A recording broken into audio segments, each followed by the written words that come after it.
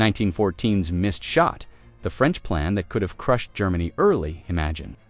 A world where the First World War ends before Christmas of 1914, where France, not Germany, lands the first decisive blow, where trench warfare never takes hold and millions of lives are spared. In the opening days of the Great War, France launched a bold plan to strike deep into German territory. Plan 17. It was ambitious, nationalistic, and catastrophically flawed. But what if it had worked?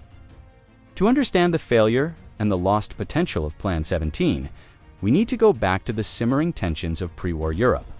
Germany feared encirclement. France still mourned the loss of Alsace-Lorraine. Britain and Russia watched nervously. The powder keg was lit in Sarajevo, and alliances sprang into action.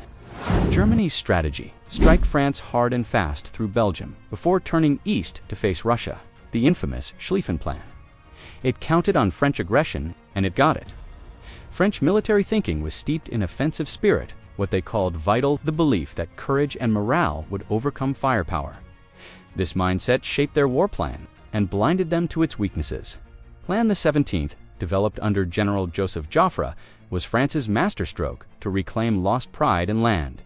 The objective: a rapid invasion of Alsace and Lorraine symbolic territories lost to Germany in 1871. 4 French armies would surge east, expecting minimal German resistance. The 5th, held in reserve, was ready to counter any surprise move. But that surprise would come from Belgium, not the east. Plan the 17th was built on faulty assumptions. 1. Germany would not violate Belgian neutrality. 2. Alsace-Lorraine would be lightly defended. All 3 were disastrously wrong. But let's pivot. What if it hadn't gone wrong? If France had concentrated its forces more tightly, if logistics had held up, if Joffre had realized the real German threat came through Belgium only days earlier, France might have pierced German lines before the Schlieffen Plan fully launched. The Schlieffen Plan, reliant on swift, overwhelming force, could have collapsed. Paris might never have been threatened. Britain's involvement could have been limited.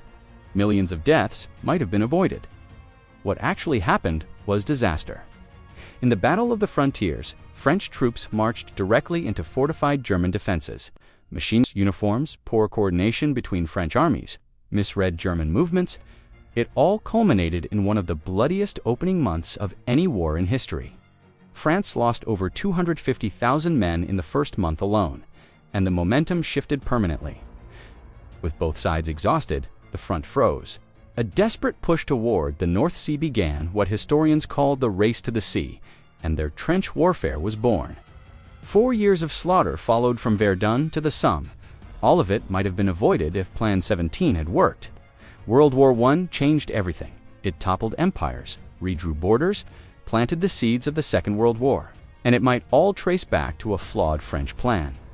In August 1914, Plan the 17th was bold, emotional, flawed, a shot at victory that missed its mark with world-changing consequences.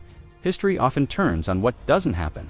And in 1914, what didn't happen was a French breakthrough that might have stopped the Great War before it truly began. If you found this eye-opening, hit that like button and subscribe. And tell us in the comments, what do you think would have happened if Plan 17 had worked?